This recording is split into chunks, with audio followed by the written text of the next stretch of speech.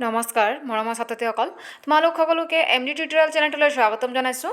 আজি আমি সপ্তম শ্ৰেণীৰ হিন্দী বিষয়ৰ 15 নং পাঠ তুম কব যাওগে অতিথি পাঠটিৰ অনুশীলনৰ প্ৰশ্নোত্তৰখিনি আলোচনা কৰিম।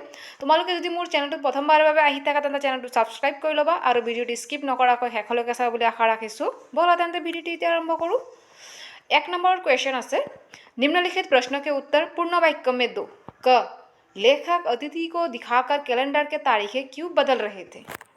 লেখকজনে আলহীজনক দেখুৱাই পেলাই কিয় কেলেণ্ডাৰৰ তাৰিখবোৰ চেঞ্জ কৰি আছিলে। उत्तर, लेखक अतिथि को कैलेंडर की तारीखें दिखाकर यह बताना चाहता था कि उसका इस घर में चौथा दिन हो चुका है। লেখকজনে আলহীজনক দেখুৱাই কেলেণ্ডাৰৰ তাৰিখটো চেঞ্জ কৰাৰ উদ্দেশ্যটো এইটো আছিল, এইটো তেওঁ ক'ব বিচাৰিছিল যে তেওঁ এইটো ঘৰত অহা তেওঁৰ আজি চতুৰ্থটো দিন হৈ গ'ল। কৃপয়া वो इस बात को समझे, অনুগ্ৰহ কৰি তেওঁ এই কথাটো বুজি পাওক। और अपने घर लौट जाए, আৰু নিজৰ ঘৰলৈ যেন উভতি যায়। ख लेखक तथा उनकी पत्नी ने मेहमान का स्वागत कैसे किया था? লেখকে আৰু তেওঁৰ পত্নীয়ে मेहमान এই আলহীৰ स्वागत কেনেকৈ কৰিছিল? उत्तर, लेखक ने मेहमान का स्वागत स्नेह भरी मुस्कुराहट के साथ और उसकी पत्नी ने सादर नमस्ते करके किया था। লেখকে আলহীজনক এটা মিঠা হাঁহিৰে স্বাগত কৰিছিল আৰু তেওঁৰ পত্নীয়ে নমস্তে কৈ পেলাই আলহীজনক স্বাগত কৰিছিল। ग मेहमान के स्वागत में दोपहर के भोजन को कौन सी गरिमा प्रदान की गई थी? उत्तर, मेहमान के स्वागत में दोपहर के भोजन को लंच की गरिमा प्रदान की गई थी। घ तीसरे दिन सुबह अतिथि ने क्या कहा? 3 নম্বৰ दिन আলহীজনে কি কৈছিল? उत्तर, तीसरे दिन सुबह अतिथि ने अपने मित्र से कहा कि वो धोबी को कपड़ा देना चाहता है। 3 নম্বৰ দিনাখন ৰাতিপুৱা তেওঁৰ বন্ধুক কৈছিল যে তেওঁ ধুবিৰ ওচৰত কাপোৰ দিবলৈ বিচাৰিছে। सत्कार की उष्मा स्वागत हो जाने पर क्या हुआ? যেতিয়া তেওঁ এজন আলহী আহিলে, যেনেকৈ আমি এটা ভাল একদম আদৰ যত্ন সেৱা যত্ন কৰোঁ, কিন্তু যেতিয়া বেছি দিনলৈ থাকে তেতিয়া আমাৰ এই ভাৱটো নাথাকে। তেওঁ কৈছে সেই যেতিয়া এই সৎকাৰৰ উষ্মা ভাৱটো সমাপ্ত হৈছিল তেতিয়া কি হৈছিল? उत्तर, सत्कार की उष्मा समाप्त हो जाने पर डिनर का खाद्य अब खिचड़ी पर आ पहुँचा था। ডিনাৰত কি হৈছিল? 2-3টা চব্জি বনিছিল, মিঠাই বনিছিল, ৰাইতা বনিছিল ডিনাৰত, কিন্তু এতিয়া কি হ'ল? অকল খিচিৰিহে বনিছে আৰু একো বনা নাই। 2 निम्नलिखित प्रश्न के उत्तर संक्षेप में दो। क मेहमान के आते ही लेखक पर क्या प्रतिक्रिया हुई? আলহীজন অহাৰ পিছত লেখকৰ প্ৰতিক্ৰিয়া কেনেকুৱা আছিল? उत्तर, जब लेखक ने अपने मेहमान को देखा तो वे अंदर ही अंदर सोचने लगे कि अब उन्हें अतिथि के सत्कार के लिए पैसा खर्च करने पड़ेंगे। যেতিয়া তেওঁ আলহীজন অহা দেখিছিল তেতিয়া লেখকজনে মনে মনে ভাবিছিল যে এতিয়া আলহীৰ সেৱা যতন কৰাৰ কাৰণে এতিয়া মোক পইচা খৰচ কৰিবলৈ লাগিব।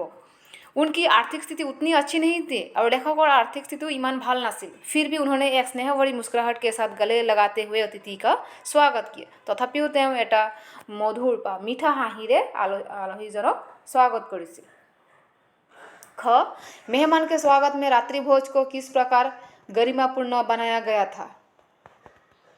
उत्तर, मेहमान के स्वागत में रात्रि भोज को एकाएक उच्च मध्यम वर्ग के डिनर में बदल दिया गया, जिसमें 2 सब्जियां और रायते के अलावा मीठा भी बनवाया गया था। रात्रि भोजर खाना আমি সিম্পল এটা যিকোনো এটা নৰ্মেল খাদ্য খাওঁ, কিন্তু সেইকাৰণে কিন্তু কি কৰিছিল ৰাত্ৰি ভোজটো উচ্চ মধ্যম বৰ্গৰ ডিনাৰ মানে ডিনাৰত যে য'ত থাকিব 2-3টা চব্জি ৰাইতা মিঠা এইবিলাক থাকে তেনেকুৱা এটা আয়োজন হৈছিল। ग लेखक के लिए कौन सा आघात अप्रत्याशित था और क्यों? লেখকৰ কাৰণে কোনটো আঘাত অপ্ৰত্যাশিত আছিল আৰু কিয় আছিল? उत्तर, अतिथि का यह कहना कि मैं धोबी को कपड़ा देना चाहता हूँ। আলহীজনে যেতিয়া কৈছিল যে মই ধুবিক কাপোৰ দিবলৈ বিচাৰি আছোঁ, ধুবিক কাপোৰ দিবলৈ মানে কি কাপোৰখিনি ধুলেতো সেইদিনাখন যাব নোৱাৰে, সেইদিনাখনো থাকি যাব। यह लेखक के लिए एक অপ্ৰত্যাশিত থা, আৰু এই যে ধুবিক কাপোৰ ধুবলৈ দিব কোৱাটো লেখকৰ কাৰণে অপ্ৰত্যাশিত আছিল। क्योंकि लेखक को लगा था कि तीसरे दिन की सुबह को अतिथि अपने घर लौट जाएंगे, কিন্তু লেখকজনে ভাবিছিল যে 3 নম্বৰ দিনাখনৰ ৰাতিপুৱা আলহীজন ঘৰলৈ গুচি যাব। लेकिन जब अतिथि ने धोबी को कपड़े देने की बात कही तो उनका अनुमान गलत निकला। যেতিয়া আলহীজনে ধোবীক কাপোৰ ধুব দিব বুলি ক'লে, তেতিয়া কিন্তু লেখকৰ যিটো অনুমান কৰিছিলে যে আজি গুচি যাব বুলি, সেইটো তেওঁৰ ভুল ধাৰণা আছিল। और उनके मन में आघात पहुँचा और সেইদিনাখন তেওঁৰ মনত দুখ পাইছিলে। घ लेखक का सौहार्द बरियात में क्यों बदल गया। তেওঁৰ আলহী অহাৰ লগত যি মানে ভাল যিটো সম্পৰ্ক, এইটো অলপ কিয় মানে বেয়ালৈ গৈছিল। उत्तर, लेखक ने अपने मित्र अतिथि का स्वागत बड़े नम्रता और मुस्कुराहट से किया था। লেখকে তেওঁৰ বন্ধু বা এই আলহীজনক বৰ নম্ৰতা আৰু मुस्कुराहट से মানে হাঁহি মুখেৰে তেওঁক স্বাগত কৰিছিল।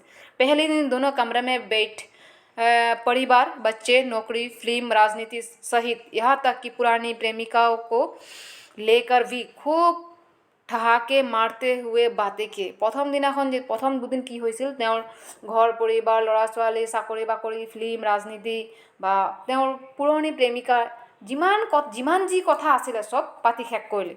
परंतु उसी कमरे में अब सन्नाटा है। এতিয়া আলহীজন ইমান দিনৰ পৰা বহি আছে, প্ৰথম দুদিন যিমান যি আছিলে চব কথা পাতি ল'লে, এতিয়া আৰু কি কথা পাতিব, সেইকাৰণে सन्नाटा মানে ৰুমটো এতিয়া নীৰৱ।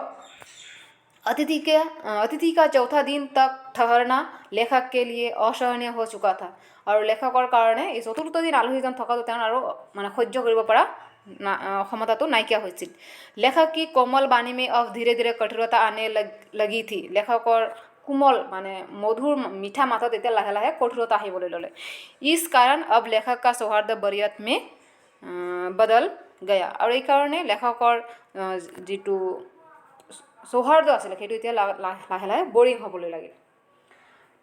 च अतिथि कब देवता होता है और कब राक्षस हो जाता है।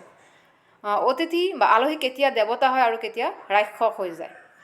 उत्तर, जब कभी किसी के घर में अतिथि का आगमन होता है तो उस स्थिति को देवता के समान माना जाता है। যেতিয়া কোনোবা ঘৰত কেতিয়াবা আলহী আহে তেতিয়া তেওঁ দেৱতাৰ সমান माना যায়, গণ্য কৰা যায়। इसलिए हमारे देश में अतिथि को अतिथि देवो भव कहा जाता है। और সেইকাৰণে আমাৰ দেশত আলহীক अतिथि देवो भव বুলি কোৱা যায়। जब अतिथि 1 या 2 दिन के लिए आते हैं तो उसके स्वागत सत्कार में कोई कमी नहीं होती। যেতিয়া আলহী 2-1 দিনৰ কাৰণে আহে তেতিয়া তেওঁৰ সেৱা শুশ্ৰূষা আদৰ যতনত কোনো কম নাথাকে। उस समय उस स्थिति को देवता का दर्जा दिया जाता है। সেই সময়ত আলহীক দেৱতাৰ দৰ্জা দিয়া যায়। परंतु वही अतिथि कोई दिनों तक ढेरा डाले ठहरता है तो उसके प्रति घर के लोगों की विपत्ति पैदा होती है। যেতিয়া সেই आलहीजने কেইবাদিনো ধৰি তাতে একদম নাযায় বহি থাকে, তেতিয়া কি হয়, সেই ঘৰৰ মানুহৰ কাৰণে এইটো এটা মানে এটা বিপদৰ নিচিনা হৈ যায়। আৰু तब वो उस घर के लिए देवता के बजाय राक्षस बन जाता है। তেতিয়া সেই সময়ত সেই আলহীজন দেৱতা নহয়, তেতিয়া ৰাক্ষস বনি যায়।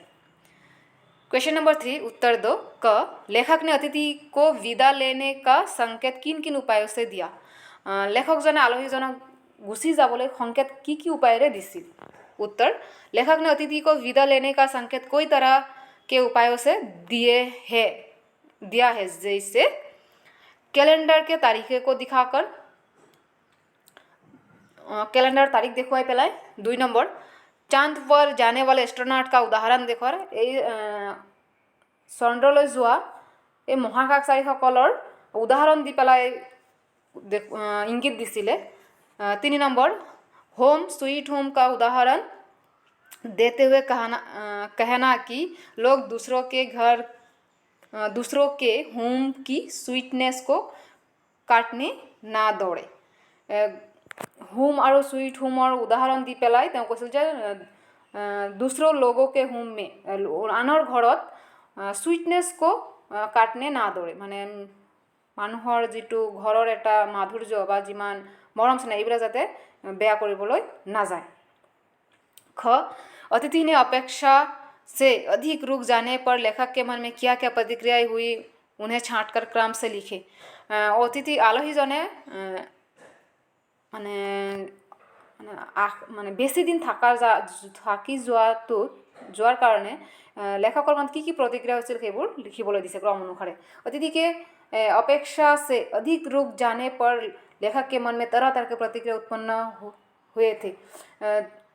লেখকজনে যিমান দিন ভাবিছিল যে আলহীজন যিমান দিন থাকিব বুলি ভাবিছিল তাতকৈ বেছি থকাৰ পিছত লেখকৰ প্ৰতিক্ৰিয়াটো এনেধৰণৰ আছিল। ये प्रतिक्रिया कुछ इस प्रकार थे। एक, दूसरे दिन लेखक को आशा थी कि वो रेल से एक शानदार मेहमान नवाजी की छाप अपने हृदय में ले जाएगा, परंतु ऐसा नहीं हुआ। प्रथम दिन द्वितीय दिन ভাবিছিল যে ৰেলত উঠি আলহীজন গুচি যাব আৰু এটা হৃদয়ত এটা ছাপ বহুৱাই যাব। তো লেখক নে ইয়ে আপনি পীড়া পি লি, কিন্তু নোযোৱাৰ কাৰণে তেতিয়া তেওঁ এটা দুখ মনতে পাইছিল আৰু প্ৰসন্ন বনে কিন্তু তথাপি তেওঁ মনটো অলপ খুশি মানে ফূৰ্তি দেখুৱালে আৰু। दो, तीसरे दिन भी जब अतिथि रुक गए, 3 नंबर दिन जब आलहীজন रही गल तो उनके मन में पहली बार यह प्रश्न उत्पन्न हुआ कि अतिथि सदैव देवता नहीं होता, वो मानव और थोड़े अंश में राक्षस भी होता है। 3 নম্বৰ দিন যেতিয়া তেওঁ যোৱা নাছিল তেতিয়া তেওঁৰ মনত এটা প্ৰশ্ন উৎপন্ন হৈছিল যে অতিথি সদায় দেৱতা নহয়, কেতিয়াবা ৰাক্ষসো হ'ব পাৰে।